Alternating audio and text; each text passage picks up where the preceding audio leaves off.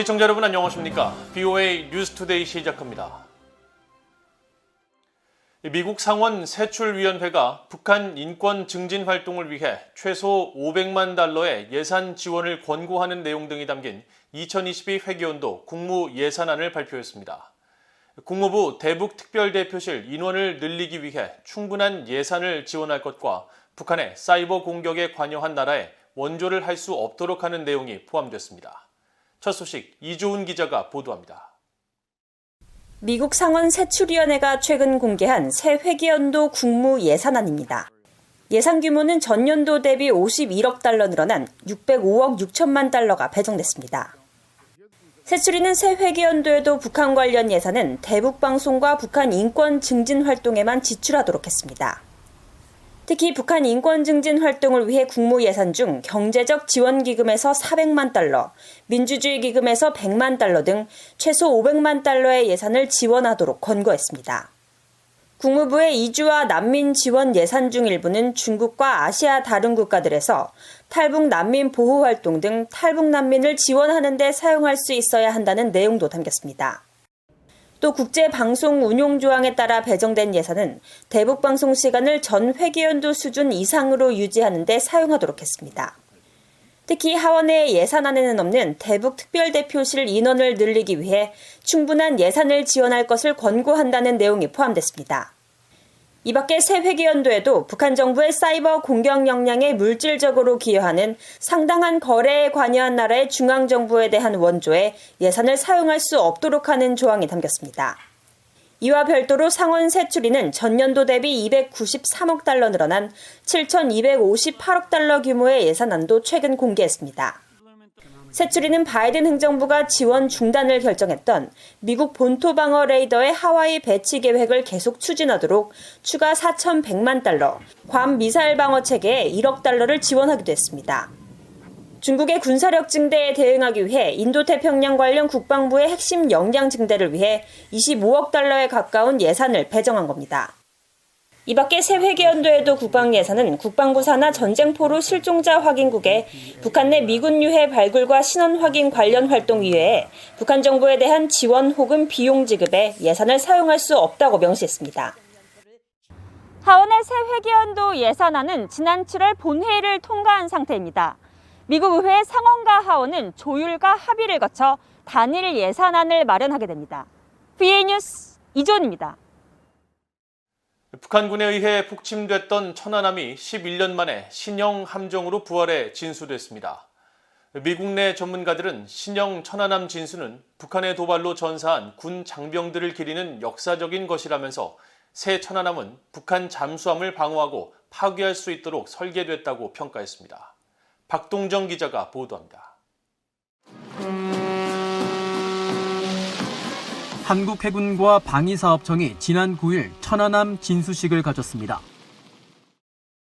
2010년 한국서해 백령도 인근 해상에서 북한군의 어뢰 공격으로 폭침된 초계함 천안함이 11년 만에 대잠수함 능력을 갖춘 최신형 호위 함정으로 새롭게 태어난 겁니다.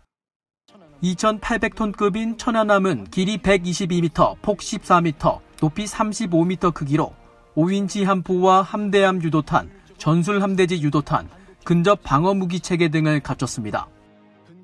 또 해상 작전 헬기 한 대를 운용할 수 있고 가스터빈과 추진 전동기를 혼용하는 하이브리드 추진 엔진 체계를 채택해 수중 소음을 줄인 것으로 알려졌습니다. 한미연합사 작전 참모를 지낸 데이비드 맥스웰 민주주의 수호재단 선임연구원은 새로운 천안함은 북한군 공격으로 숨진 한국 해군 장병들에게 큰 영광이 될 것이라면서 한국은 북한의 공격으로 희생된 46명의 승조원을 영원히 기억해야 한다고 밝혔습니다. 이어 새로 진수된 천안함은 폭침된 과거 천안함에는 없었던 예인 선벨 여름 탐지기를 탑재해 원거리에서도 잠수함을 탐지하는 등 북한군의 잠수함을 방어하고 파괴할 수 있도록 설계됐다고 강조했습니다.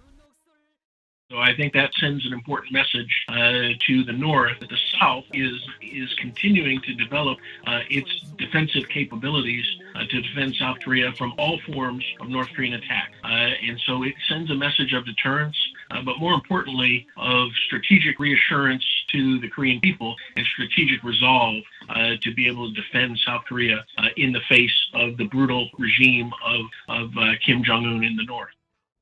군사 전문가인 브루스 베넷 랜드 연구소 선임 연구원 역시 신형 천안함 진수는 과거 사건을 기억하기 위한 해군의 전통이라고 말했습니다. 미국도 2차 세계대전 중 일본의 공격으로 항공모함 요코타운이 침몰했지만 2년 후 같은 이름의 항공모함을 진수했다는 겁니다. 그러면서 베넷 선임연구원은 한국 서해는 상대적으로 얕은 수심 때문에 군함이 모든 종류의 작전을 효과적으로 실시하기가 어렵다면서 신형 천안함의 성능 향상을 평가했습니다. One of your problems with warships in the West Sea is that the West Sea is relatively shallow, and because it's relatively shallow, it's difficult to do all of the kinds of things you'd like to do. But the new warship should be able to, the new Chonan should be able to do a better job of tracking submarines and following potential opposition. 베넷 선임연구원은 또 함정을 교체하거나 적이 격추한 함정을 새로 진수할 수 있는 능력은 해군과 군대 회복력, 그리고 적에 대항할 수 있는 능력을 보여주는 것이라면서 새로운 천안함은 잠수함과 잠재적인 적을 제대로 추적할 수 있어야 한다고 강조했습니다. VOE 뉴스 박동정입니다. 미국 국방부는 전시작전 통제권 전환은 조건의 기초에 이뤄질 것이라는 기존 입장을 재확인했습니다. 존 커비 미국 국방부 대변인은 10일 브리핑에서 전작권 전환에 대해 한미 간 이견이 있느냐는 질문을 받고 최종 작전 능력에 대한 시점의 결정은 동맹 내에서 이뤄지는 평가에 따르는 것이라면서 미한 국방장관 모두 그런 결정을 내리지 않았다고 밝혔습니다. 그러면서 전작권 전환은 전환 계획 내 양자가 합의한 조건의 기초에 이뤄질 것이라면서 동맹으로서 우리는 그런 방향으로 나아가고 있고 여전히 할 일이 있다고 설명했습니다. 커비 대변인은 이어 전작권 전환을 위한 조건이 마련됐다고 보느냐는 질문에는 그런 조건을 향한 진전에 있어 동맹 내에서 협력하고 있다고 밝혔습니다. 북한의 사이버 공격은 주로 현금 확보 등 자금 탈취에 집중돼 있으며 미국 사이버 사령부 등 주요 관계 당국은 북한의 사이버 활동을 면밀히 주시하고 있다고 미국 사이버 사령부 부사령관이 밝혔습니다. 찰스 무어 사이버 사령부 부사령관은 10일 미국의 사이버 보안 기업이 주최한 화상회의에 참석해 북한의 사이버 공격은 북한 정권을 지원하기 위한 현금 확보에 매우 집중돼 있으며 미국 정부의 정보망을 겨냥한 사이버 공격에는 집중하지 않는 것으로 파악된다고 밝혔습니다. 그러면서 미국 정부는 이런 관점에서 북한을 미국에 대한 적극적인 위협으로 간주하지 않고 있다면서도 북한의 사이버 위협 자체를 간과하는 것은 아니며 미국 사이버 사령부가 인도태평양 사령부, 주한미군 등과 함께 북한의 사이버 활동에 대해 면밀히 감시하고 있다고 강조했습니다. 무어 부사령관은 또 사이버 사령부가 북한의 도발 등 위기 상황 발생에 대비해 사이버 연결망을 방어하고 군사작전에 필요한 사이버상의 활동을 지원하기 위해 다양한 작전과 훈련을 평시에도 수행하고 있다고 설명했습니다. 지난해 북한의 자연재해 피해 노출도는 전 세계 176개 나라 가운데 175위로 지난 2019년에 비해 2단계 더 악화된 것으로 나타났습니다. 이탈리아에 본부를 둔 비정부기구 위월드가 10일 공개한 위월드 인덱스 2021에 따르면 자연재해 발생 시 전체 북한 주민의 62.94%가 목숨을 잃는 등 피해를 입는 것으로 조사됐으며 이 같은 수치는 지난 2019년 42.46%보다 20%포인트 증가한 것으로 나타났습니다. 또 시민의 기본적 권리와 선거권 등 정치와 문화 전반에 걸친 시민 참여도 등을 토대로 한 민주주의 수준에서 북한은 10점 만점에 1.08점으로 지난해와 같은 점수를 받아 165개 나라 가운데 최하위인 꼴찌를 기록한 것으로 나타났습니다. 북한은 또 여성 장관 비율이 사우디아라비아와 아르메니아, 태국, 베트남 등과 함께 공동 166위로 전 세계에서 가장 낮은 것으로 나타났습니다.